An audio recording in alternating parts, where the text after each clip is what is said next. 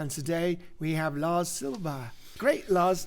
Wonderful to have you with us. Thank you. It's great to be here. Superb. At the next cast. Indeed. So we got this great list of questions, and each question will reveal something about you, I hope. Let's see. So tell us about a moment when you had to fight for a big change in an old school industry. There we go. You're laughing already. That's a long list of a lot of moments. Definitely, I think when you're as I've done in my career, I worked for Lego, worked for MTV, worked for Olympics, and other companies as well.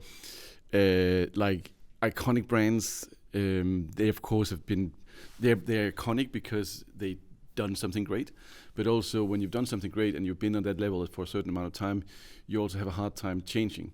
And it's I think that's really what is the trap for like some of these big companies, that they are so afraid of change and so afraid of changing anything in their whole like model or the whole formula that they work on, that it becomes very stagnant. So I think definitely I fought a few battles, stepped on quite a few toes. I'm certain, but that is also like that is what you need to do. And as a CMO or as a leader in some kind of transformation that I've been doing for the last probably like 15, 20 years, you need to take those fights. And you also need to accept that sometimes, like as a CMO or as a leader in transformation and change, your job is not going to be forever. You will need to have a few good years, change whatever you can, and then at some point you will have stepped on too many toes, or you will have progressed the company to a level where someone else needs to take over. Yeah. So that's a risk in doing transformations and change, and I think that's something you need to accept, because if you don't accept that, then you start not pushing and not changing, and then you fall into the trap of actually being part of the problem and not part of the solution. And ring fencing everything in order to kind of secure your position and stay. Yeah, we see it so often. But you're right. At some point, they've got to get out of the way and let the new blood take over. And sometimes you need to get it out of the way to get some new blood in. Right. So exactly. that's also what you need to. But also those older guys. Hopefully they've got other things they can use, wisdom. They can teach. They can apply that elsewhere, as opposed to Yeah, and I think I've also been very fortunate. Like for instance, at Lego, I was fortunate to have a leader who really understood how to coach me and use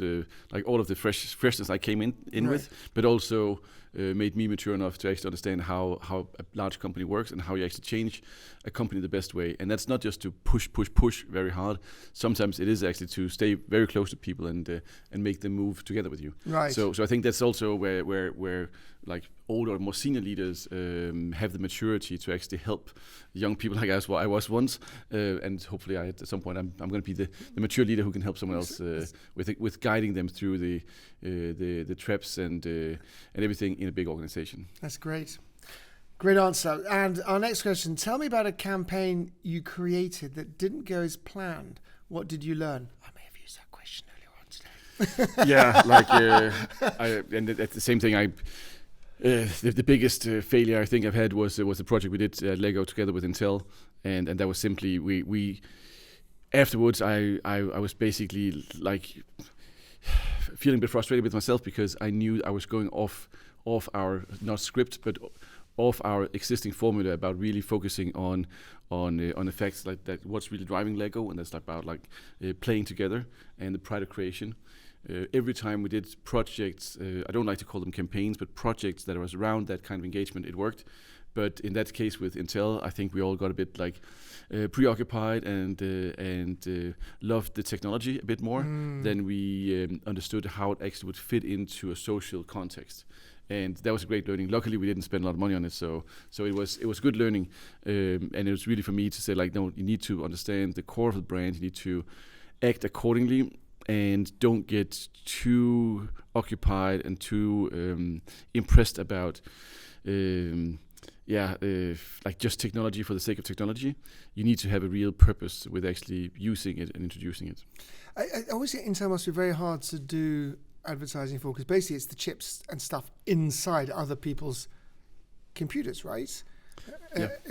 How do you advertise that? One of my favorite ads actually is a series they did, which they won awards for at Cannes. I mean, a long time ago. We're looking at like 10 to 15 years back, and I think it was called The Heart Inside. It's a lovely series of movies where they had a guy who had a problem of waking up every day and changing. He was a different person, but he was the same heart inside, which is a great metaphor for inside. But it was this lovely love story of how and it's a problem because he gets to know people, and then he wake up and he's another person. He might even be a woman, or he might be an older man or a younger boy. It could be anything, and he just never knows. Yeah. And it was a really clever campaign. It was like a little mini series. I think I do remember that campaign. I think also what they did, and I've been working closely with FC Barcelona for about a year, and Intel actually was also a partner with FC Barcelona, and they bought the advertising on the inside of the shirt. So basically it was Intel inside, and they could lift it up and see. And they lift it up, which of course they like to do, don't they, when they like to do goals. Exactly. Genius. That was brilliant. Also from a Barcelona point of view, like to sell the inside of a shirt, that's pretty good. So when did you first realize that digital content was more powerful than traditional media? I don't think it necessarily is. Like I would say, Lego is very much built on TV and on animated series on TV. Very, very powerful. The Lego formula was basically to co-fund and sometimes even like just commission the production of the animated TV series about Ninjago and Harry Potter or whatever by the TV stations, and then you would have 22 minutes of TV content that would basically act like one big commercial, and of course that would be perceived differently than an ad break. Right. So I think in that sense that content still works because it's great content. I think what works less and less efficient is to really reach huge amounts of people through TV advertisement, because of course it's not like a whole demographic of people no longer are watching traditional flow TV. So in that sense, I think that's where the traditional content isn't working anymore. But again, people watching movies like never before. People watching like documentary, like to have the documentary actually coming back as a genre, even though some of the documentary might not be that documentary style, but it's more like a very nice crafted piece of brand material from like Beckham's or whoever's might be some of those new documentaries on Netflix or any kind of subscription service. But great content is still great content, and we still love a good story. Right. It's just ingrained in humans. Like we love a good story. So that's never gonna go out of fashion, I think. That's so true. Yeah, exactly. From bedtime stories to sort of meeting by the fireside when we go camping, telling stories. It's sort of fundamental. What's the best piece of feedback you've ever received? Yeah, that's a good one. I think again it was from a great leader that I was reporting to at Lego, who would always ask me questions, and it would be of course very, very clear what she meant, but it was always be questions about like, Lars, how do you think other people look at you when you do stuff like this? And of course there was a not very hidden message in that, right. That I need to think about my perception, and that perception is reality, especially in a big corporation. You need to be careful about your reputation and about how you're being perceived. You can't just be a cowboy and just go wild. You need to really listen to and bring people with you on the journey. It's a team work to be in a big corporation. And you'll die on the hill alone if you don't bring people with you. That's so true. Perception is reality, and you do need to bring people along with you. Yeah. Otherwise, as you say, you'll die on the hill alone. So true. Okay. So again, I've got another question. I think I may have asked you on the stage, but actually you said good question. So I have no problem in asking you again. Take me back to your first day at Lego. What was running through your head?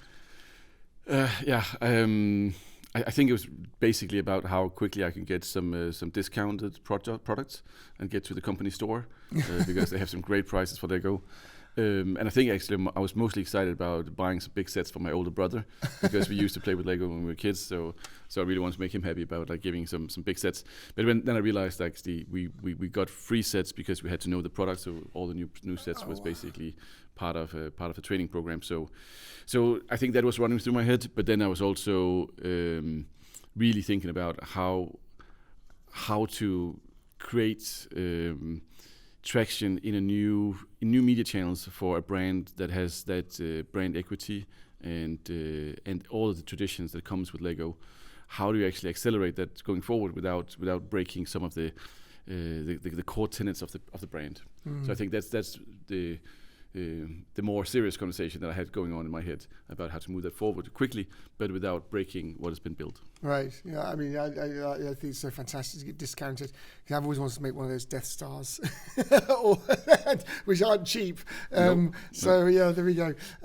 Almost incentive to apply for a job there. Have you ever made a career move that felt like a huge risk, and what happened next? All of my career moves have felt like huge risks. I left a great job at Danish Broadcasting Corporation to go to Lego. After 8 years, I left Lego to go to MTV New York. I left New York and MTV to go to the Olympics, and then I left the Olympics to go to HMD and a startup. So all of my career moves have been, I think, high risk. But I think that's like if you want to live in that kind of like path of creating change and transformation, you need to bet everything you have all the time. And it's not just changing the jobs; it's also during the jobs. You need to really go in and put everything you have behind it and make some bold moves and to take some big risks. Because if you don't do it, if you start playing safe, then you will lose in the end. Right. Because if you're coming in and saying, like, hire me because I can transform this company, I can really put this company at the very, very top level, and then you are not able, you don't dare taking the risks yourself, then how should anyone else like go behind you? And how should they dare to move forward in a bold way? It's a really interesting path there. You said you were Danish Broadcasting, then Lego, then back to MTV, so back to sort of broadcasting, and then to the Olympic Committee. They're actually quite big changes.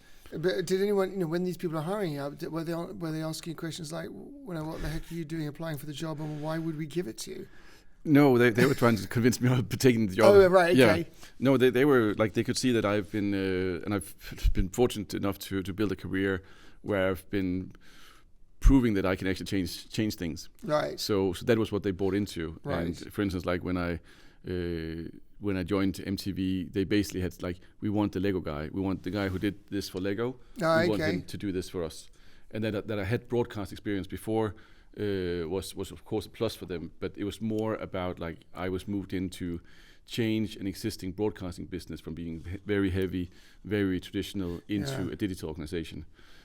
With like, I had 200 people in my team and was commuting constantly between Los Angeles and New York. So that was the thing that they bought into and convinced me of taking the job. And the same thing with the Olympics, because they needed change. And luckily change is in demand right now. Right. Change in demand, exactly. That's great. Because you did have that great slide. It was ready for change to drive the change. I think that was the words that were on your slide. Yeah, going from being change ready to be a change driver. Yeah, exactly. So not just like, I'm ready for the change. It's actually, I'm the engine of the change. Exactly. Yeah, exactly. And I like that. It's a great thoughts you had. And what's one mistake you made in digital strategy that changed how you work? One mistake I made in digital strategy. It's a good question. I think I've been like either forgetting about my mistakes. I would say probably like the only mistakes I think I've done was the times where I didn't go like 100% into things and actually held back a bit, repeated things that I've done before. I think that those are the only mistakes I can remember. So perhaps I have I know the brain works in a way that it takes away like everything bad just removes or is being removed. So we only have the good memories left. But I would say that's probably my mistake. I would say one mistake I've probably done a few times is that I've underestimated the task of communicating about what we were doing. And especially in the beginning of my career, I thought and hoped that people would recognize me for the brilliant work we did. When I later realized, no, you need to be your own PR team, your own communication team, your own, like, really build a PR machine about the change you're making. So people are really informed about it, like not every month or every quarter, it's like every day, every week, at least they need to understand like why we're doing this, communicate about it, and don't expect people to come and pat your shoulder and say like, it's great work, Lars. No, you need to go out and tell them. It's really interesting. And I'd like to dig a bit deeper there. When you say go out and tell them, typically, how would you do that? Would you be kind of posting stuff on social media? Would you be sending out internal emails saying we're doing this? Would you be gathering your team for sort of daily or weekly meetings to update on what's been done? And when you say this PR sort of machine, which makes a lot of sense, how are you doing that at work? Like basically, it's across all of the channels you have. So it's both internally, of course, face-to-face meetings with your managers and with your peers, really making sure that they are constantly buying into it. Because again, like if there's someone in the C-suite you haven't talked to for a while, that person might not find that your stuff is so interesting, but really constantly bring them with you. Then it's about make sure that every time you have a success, communicate about it. Like really put that into not what you do like Friday afternoon, but really put that up front, because driving change I would say like it's at least 50% about communication and really communicating why you're doing this, and then 50% is doing the job. So it's across everything, and sometimes you need to go out and win some awards to get that external recognition and show internally that what we're doing is actually recognized by others. Right. And it's actually like after you've been a couple of years in the company, it is tending like sometimes it's being perceived as like you need external recognition to actually get that kind of like fresh eyes and get that push behind it. So you're not just like are becoming part of the problem instead of the solution. Right. It's actually fascinating. Answer. Well, our final question: what's an unexpected place you found inspiration for your work? Kazakhstan. Definitely. Good answer. There we go. No, definitely. It's been such a pleasure to be here, and I think it's. I travel a lot, and I really enjoy both like as a speaker, but also of course like with whatever company I'm with. But I really enjoy like meeting people, and this trip as well.